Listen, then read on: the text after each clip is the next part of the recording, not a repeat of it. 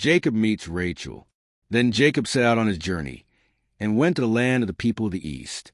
He looked, and saw a well in the field, and behold, 3 flocks of sheep were lying there beside it, because they watered the flocks from that well.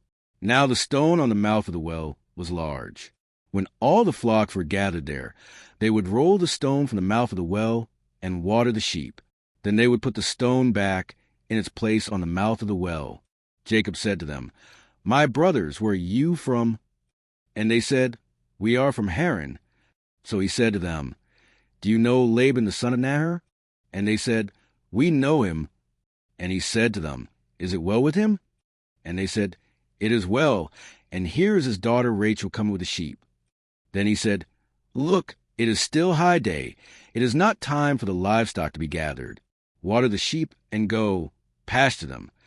But they said, "We cannot, until all the flocks are gathered, and they roll the stone from the mouth of the well. Then we water the sheep." While he was still speaking with them, Rachel came with her father's sheep, for she was a shepherdess.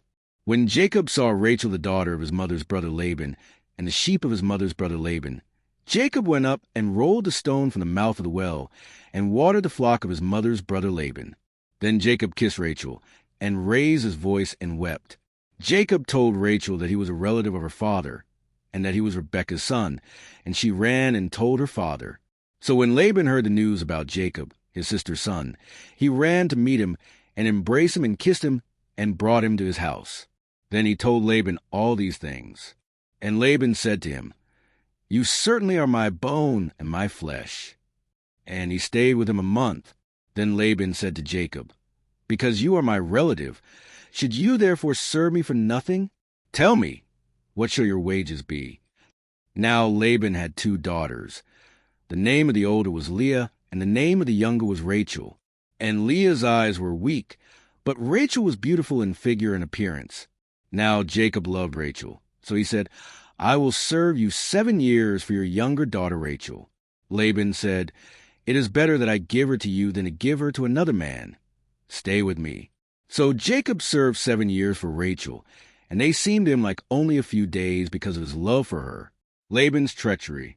Then Jacob said to Laban, "Give me my wife, for my time is completed, that I may have relations with her."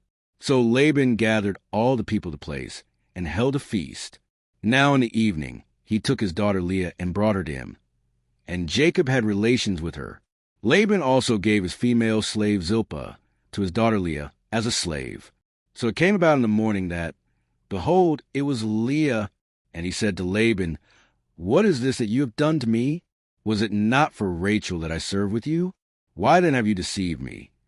But Laban said, "It is not the practice in our place to marry off the younger before the firstborn. Complete the week of this one, and we will give you the other also for the service which you shall serve with me for another 7 years."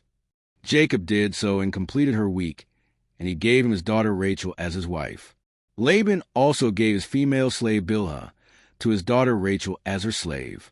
So Jacob had relations with Rachel also, and indeed he loved Rachel more than Leah, and he served with Laban for another 7 years.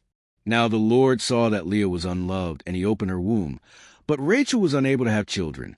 Leah conceived and gave birth to a son, and named him Reuben, for she said, "Because the Lord has seen my affliction.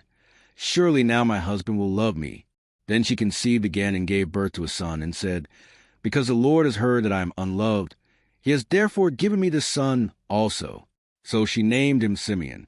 And she conceived again and gave birth to a son, and said, "Now this time my husband will become attached to me, because I have borne him 3 sons. Therefore he was named Levi. And she conceived again and gave birth to a son, and said, "This time I will praise the Lord." Therefore she named him Judah. Then she stopped having children.